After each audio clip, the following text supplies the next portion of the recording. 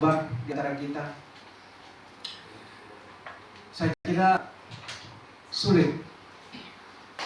Tapi jika Tuhan ada bersama dengan kita, kita akan dimampukan untuk sabar. Amin. Hanya Tuhan yang sabar.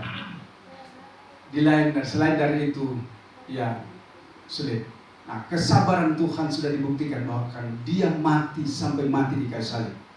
Ya, sampai akhirnya dikatakan, ampuni mereka, karena mereka tidak tahu apa yang mereka perbuat. Sejauh itu, bahwa kita ini akhirnya kita tidak tahu bahwa semua apa yang kita kandung di dalam diri kita, semua apa yang kita pendam dalam diri kita, semua apa yang kita pikirkan, ya, semua apa yang kita lakukan yang tidak sesuai dengan kebenaran firman Tuhan, itu adalah kendala kita pribadi lepas pribadi yang sulit untuk memajukan iman kita.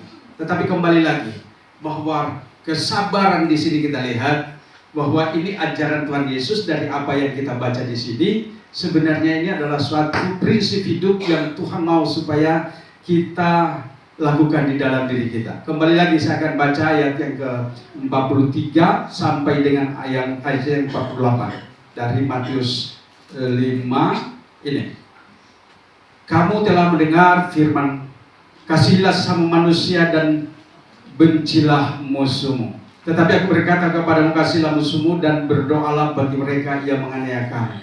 Karena dengan demikian kamu menjadi anak-anak Bapamu. Perhatikan dengan baik.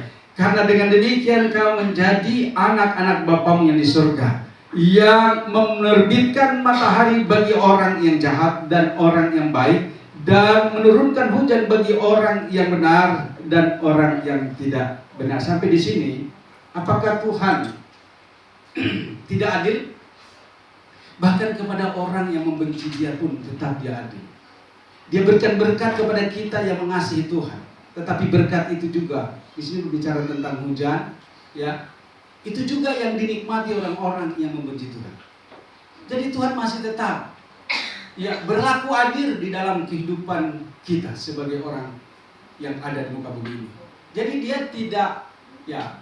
tidak menghukum mereka dalam artian bahwa mereka itu adalah orang-orang yang tidak taat. Tidak. Dia tetap memberikan. Mereka tetap makan setiap hari. Ya. Walaupun dengan kejahatan mereka. Ya, kehidupan mereka setiap hari tetap hidup walaupun dengan kejahatan yang mereka lakukan. Ya. Apakah Tuhan membedakan? Tentu tidak. Ya. Yang membedakannya di kita sendiri. Kalau malas, ya tidak makan. Makanya Tuhan katakan, ya, orang malas jangan makan. Itu salah sendiri. Tetapi berkat Tuhan berikan kepada semua orang.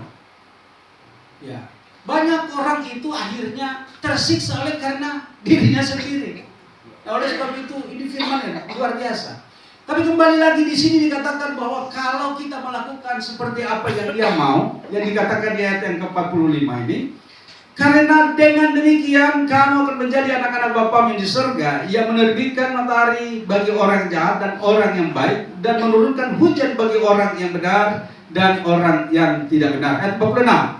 Apabila kamu mengasihi orang yang mengasihi kamu, apakah upahmu? Bukankah pungut cukai juga berbuat demikian?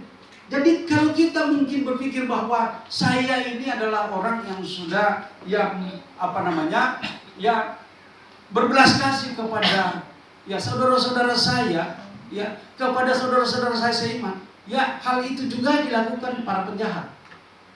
Di antara mereka ada saling menolong dengan kejahatannya loh. Apakah upahmu? Apakah kelebihan kita? Apa kelebihan kita? Dan itu hampir tidak bisa dibedakan. Kita tidak bisa untuk mengatakan bahwa kita adalah orang yang lebih dari mereka. Enggak. Di sini sudah dikatakan, apabila kamu mengasihi orang yang mengasihi kamu, apakah upahmu? Bukankah pemungut juga berbuat demikian? Ayat 47. Dan apabila kamu hanya memberi salam kepada saudara-saudaramu saja, apakah lebihnya daripada perbuatan orang lain? Bukankah orang yang tidak mengenal Allah pun berbuat demikian? Karena itu haruslah kamu sempurna sama seperti Bapa yang di surga adalah sempurna. Mengenai kesabaran, poin kesabaran, Mazmur 100